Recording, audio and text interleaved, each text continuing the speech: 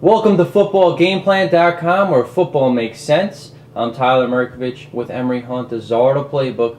The world's largest cocktail party takes place in Jacksonville, Florida, against Georgia. What are your keys to victory for the Gators? How are they going to get that offense going? Because their defense has been carrying them. They're lacking playmakers on the outside for Tebow, and that passing game has been inept compared to last year. No one thought Harvin and Murphy would be a big loss, but obviously it has for Urban Meyer, and he is scrambling for some big play wide receivers. Well, keys to victory for the Gators, number one, they have to roll coverage toward A.J. Green. That is Joe Cox's favorite target. So they have to roll coverage to him, double team him, and make everyone else beat you in the passing game. Two, they have to test that Georgia's secondary. Georgia's weak in the secondary this year. They have to make some. If Florida's going to get that passing game going, this would be the week to try out different things in the passing game because Georgia is weak in the secondary. Test out that passing game. And third, you want to make Joe Cox beat you. Georgia is winning the game by running the ball, playing decent defense, and making one or two turnovers a game. So you want to make Joe Cox beat you passing, and that's the way you have to defeat Georgia this week. And wide receiver A.J. Green for the Bulldogs has upped his stock over guys like Dez Bryant and Julio Jones.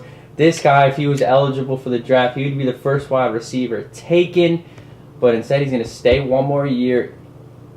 Really, Janoris Jenkins, Joe Hayden, they need to watch him. Gators secondary is unbelievable, but what does Joe Cox need to do? I know that front seven for Georgia is great, but their secondary, they've been having problems, but the Gators don't present any threats out there, so this is going to be a good matchup. What are your keys to victory for Mark Rick? Well, keys to victory for Georgia, number one, it ties into your point, don't get beat deep because their secondary is giving up 230 yards passing the game, so they have to tighten up that back four. So don't get beat deep is number one. Two, they have to hold you on at the point of attack. That's the key thing about stopping the spread offense that Florida runs. So that means Geno Atkins, the defensive tackle, has to show up huge this week against the center, Pouncey. So that's a good matchup to watch. They have to hold their own at the point of attack. Third, they have to work to achieve balance. The running game is struggling a little bit. They pulled the red shirt off Washaun Ely.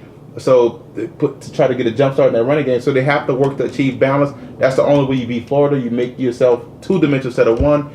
I like Florida in this matchup. I just don't trust Georgia's secondary right now. Well, you mentioned the key matchup, the Gators offensive line against the Georgia defensive line, which is going to be a great one. But I think it's going to come down to Georgia's O-line against Florida's D-line because I think they need to run the ball with Ely, Samuels, and Caleb King to give some room for Cox because he has some receivers and it could open up. I think this is going to be a good matchup with a lot of good frontline players. I'm going to go with Florida, though. It's going to be tough to pick against them right here. For more, visit footballgameplan.com/NCAA.